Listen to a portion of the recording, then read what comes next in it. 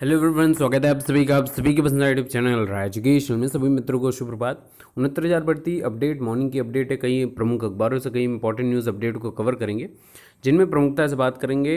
अभी तक आवेदन करने वालों की जो संख्या है अभ्यर्थियों में, वो 1,10,000 के पार हो चुकी है। जिस गति से लोग अप्लाई कर रहे हैं, मुझे लगता है कि 1,46,000 में से कहीं 2 लाख फॉर्म न भर जाएँ।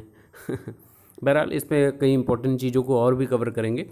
अंकों में त्रुटि की गई है तो हो जाओगे बाहर रेस से, ऐसा कुछ न्यूज़पेपर में, इसको भी देखेंगे किस प्रकार से ये निकाला गया है। संशोधन के मौके पर अभ्यर्थी लगातार बवाल काट रहे थे, उसको नामंजूर किया गया है अभी तक। बहरहाल आगे क्या होता है वो भी देखने वाली बात होगी। और कोर्ट कचहरी लगड़ा आम, जय सिया राम बाबा जय सिया राम, ये कुछ इस प्रकार का क्रियाकलाप है कि हर जितनी भी गतिविधियां हो सकती हैं, जितने पॉइंट हो सकते हैं किसी एक भर्ती को फंसाए जाने के, वो इस भर्ती में आपके देखने को मिल रहे हैं। अब मुझे लगता है कि ये भी ऐसा दिन आएगा कि 69,000 भर्ती का लोग कह सकता हूँ कि आने वाले समय में एक इतिहास के रूप में बताएंगे कि एक ऐसी भर्ती थी जो ऐसा कोई भी पॉइंट नहीं था जहाँ से भर्ती को फंसाए जाने का क्रियाकलाप ना हो सके। और कहने कि मुझे लगता भी है कि आने वाले समय में जितनी भर्तियाँ आएंगी, उससे सरकार भी और बच्चे भी सबक ले सकते हैं कि किसी भर्ती को किस किस एंगल से फंसाया जा सकता है, किस किस पॉइंट पर फंसाया जा सकता है। तो कहीं ना कहीं आने वाले समय में 69,000 भर्ती आजीवन अमर रहेगी और ये चलती रहेगी, कोर्ट कचहरी के नाम पर चलती रहेगी। भर्तियों में इसका आगे बढ़ता रहेगा क्रियाकलाप। चलिए स्टार्ट करते हैं। तो मित्रों, अभी तक शिक्षक भर्ती में के भर्तियों ने शुक्रवार को बेसिक शिक्षा परिषद कार्यालय पर अपनी मांगों को लेकर प्रदर्शन किया, जो मैंने आपको वीडियो के थ्रू दिखा दिया था।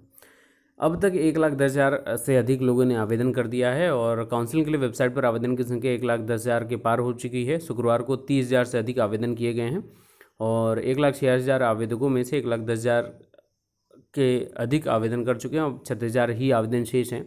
इसमें बड़ी संख्या में अभ्यर्थी मोबाइल नंबर बदलने और आवेदन में संशोधन की मांग कर रहे हैं। ऐसे में अब शेष 4 दिन में 36,000 आवेदनों को अपने ऑनलाइन आवेदन करने हैं। तो कहीं ना कहीं ये इंपॉर्टेंट बात है कि ये शेष 4 दिनों में सिर्फ और सिर्फ बचने वाले जो हैं वो बस मोबाइल नंबर संबंधी ही, जिनको प्रॉब्लम है, वही लोग अभ्यर्थी बचे हुए हैं। अब कहीं ना कहीं अब शासन को इस पर अपनी चुप्पी, अपना मौन तोड़ना चाहिए। और जो उनका एक, मुझे लगता है कि एक सोच रहा होगा कि सभी अभ्यर्थियों को एक बार फॉर्म भरने का मौका दे देते हैं और अंत में बचेंगे वहीं जिनको मोबाइल नंबर संबंधी परेशानी है, तो उनको फिर मौका दे दिया जाना चाहिए।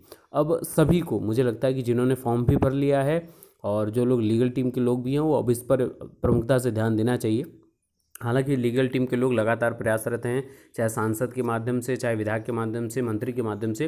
वो बेसिक शिक्षा मंत्री को इस पर आग्रह कर रहे हैं कि मोबाइल नंबर संबंधी जिनकी त्रुटियां हैं उनको मौका देना जरूरी है, बहुत इंपॉर्टेंट है। और बिना मौका दिए देखिए भर्ती प्रक्रिया आगे नहीं बढ़ सकती किसी भी कीमत पर, ठीक है ना। तो फर्जी लोगों को पकड़िए, वो आपकी क्रियाकलाप है, लेकिन जिनका मोबाइल नंबर त्रुटियाँ हो गई हैं, ये आपका दायित्व बनता है कि आप उनको मौका दें और देना पड़ेगा।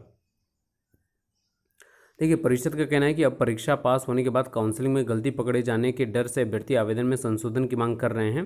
दूसरी ओर अन्य अभ्यर्थी का कहना है कि फॉर्म भरते समय जो मोबाइल नंबर उन्होंने आवेदन में दर्ज किया था वह अब काम नहीं कर रहा है। तो कुछ का कहना था कि नंबर खो गया है, चोरी हो गया, ऐसे में वो मोबाइल नंबर में संशोधन चाहते हैं। परिषद की ओर से इस संबंध में शासन से अनुमति मांगी गई थी।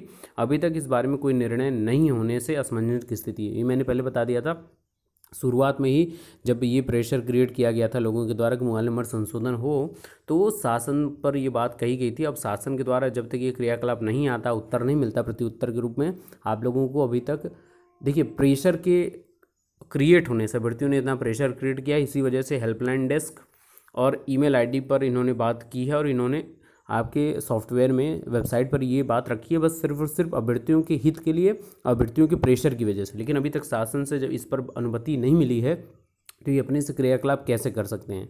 हालांकि जो भी हो रहा है अभ्यर्थी अपने हिसाब से कर रहे हैं और ये बेसिक शिक्षा परिषद भी काम कर रहा है, लेकिन शासन से जब तक अनुमति नहीं मिलती है इस बात पर, तब तक ये आगे कुछ काम कैसे कर सकते हैं। हालांकि अब इनको कर देना चाहिए क्योंकि मैक्सिमम कैंडिडेट अब इसकी वजह से परेशानी में हैं। देखिए, आवेदन से जितने वंचित हैं उन्होंने धरना दिया, आप लोगों ने देख ही लिया है। और संशोधन वही मोबाइल नंबर को लेकर है और कई इंपॉर्टेंट चीज़ों पर संशोधन की बात कही जा रही है। हालांकि सबसे महत्वपूर्ण बात यह है कि लिखित परीक्षा का फॉर्म उन लोगों ने साइबर कैफ़े से वाले से भराया, तो उसने फॉर्म भरने में गलती कर दी है और प्राप्तांक पूर्णांक, प्राप्तांक प्रतिशत या अन्य सूचनाएं गलत हो गई। इसे मानवीय त्रुटि मानते हुए हलफनामा लेकर भर्ती में शामिल किया जाए।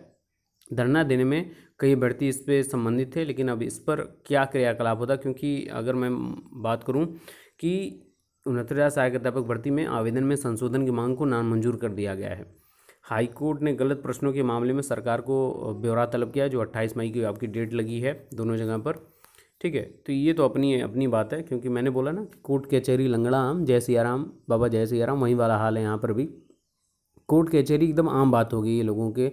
अब मुझे लगता है कि आने वाले समय में जितनी भर्ती प्रक्रियाएं हैं, और सरकार और कोर्ट इस पर कहीं ना कहीं एक कड़ा डिसीजन ले सकता है कि कोई भी जो उठकर भर्ती प्रक्रिया को फंसाने के क्रियाकलाप करता है उस पर एक संशोधन की स्थिति एक अपने चरण में बननी चाहिए, ताकि जो ठोस चीज़ें हों उसको ही, हालांकि अपने यहाँ की व्यवस्था इतनी साधारण है और इतनी सुलभ है कि कोई भी अभ्यर्थी अपने हित की बात करता है, और सही भी बात भी है, सब अपने हित के लिए आगे बढ़ते हैं। अब जो लोग आगे बढ़ रहे हैं उनको लगता है कि ये प्रॉब्लम क्रिएट हो रहा है, लेकिन सब अपने हित की बात कर रहे हैं कि जाते जाते एक बार किसी न किसी की तरफ पे मौका मिल जाना चाहिए।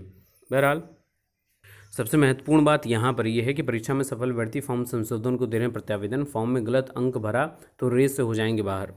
OMR में गोले गलत भरने पर भी राहत नहीं थी, आप सभी ने देखा ही था। इनवैलिड सीरीज़ और इनवैलिड कई ढेर सारी चीज़ें हो गई थी, तो वो लोग तो खुद ही अपने आप बाहर हो गए थे।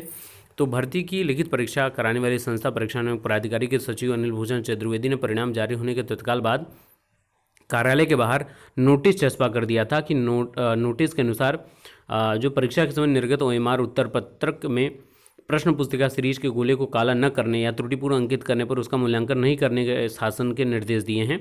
अतः 6 जनवरी का जो ये था परीक्षा में जो सफल थे, और उन्होंने एकदम स्पष्ट कहा था, और ऐसा ही क्रियाकलाप बेसिक शिक्षा परिषद में देखने को मिल रहा है कि देखिए कई ऐसे लोग हैं जो 69,000 भर्ती परीक्षा में फॉर्म में स्नातक का पूर्णांक 800 के बजाय 900 लिख दिया है। अब परिणाम आने के बाद इसमें सुधार के लिए परेशान हैं। शिक्षा निदेशालय स्थित बेसिक शिक्षा परिषद कार्यालय में प्रत्यावेदन देकर संशोधन का अनुरोध किया गया है। अगला केस कई लोगों का इसी प्रकार से है कि संशोधन कराने के लिए परेशान है, उन्हें भी बेसिक शिक्षा परिषद में संशोधन के लिए प्रार्थना पत्र दिया है। देखिए अभी ये इंपॉर्टेंट है, इस पर मैंने बहुत अच्छे से आप लोगों को बता दिया, ऐसा कोई नहीं बताएगा कि जिसकी भी अंकों में त्रुटियां हैं वो लोग अपने हिसाब से काम करेंगे एफिडेविट लेकर, और ये जो काम है ये आपकी काउंसलिंग कमेटी ही तय करेगी। सीधी और स्पष्ट बात है, एक बात समझ लीजिए, काउंसलिंग कमेटी ही सर्वोच्च वहाँ पर होगी काउंसलिंग के समय, और उसके पास पूरा अधिकार होगा कि आपको मौका दिया जाए या ना दिया जाए। तो आप अपने हिसाब से इस चीज़ को सोच लीजिएगा। और ऐसे अभ्यर्थी भर्ती के लिए ऑनलाइन आवेदन तो कर देंगे, लेकिन 3 से 6 जून तक काउंसलिंग के दौरान जिला चयन समिति उनके अभ्यर्थन के पर विचार नहीं करेगी। जो अंक प्राप्तांक को प्रतिशत लिखित परीक्षा के फॉर्म में है उसी के आधार पर काउंसलिंग कराई जाएगी। यदि अंकों में किसी प्रकार का अंतर है तो उसे निरस्त कर दिया जाएगा, क्योंकि इससे पहले किसी भी भर्ती में नंबरों की गलती पर कभी विचार नहीं किया गया है। बेसिक शिक्षा परिषद अंकों में संशोधन की छूट देने पर सहमत नहीं है।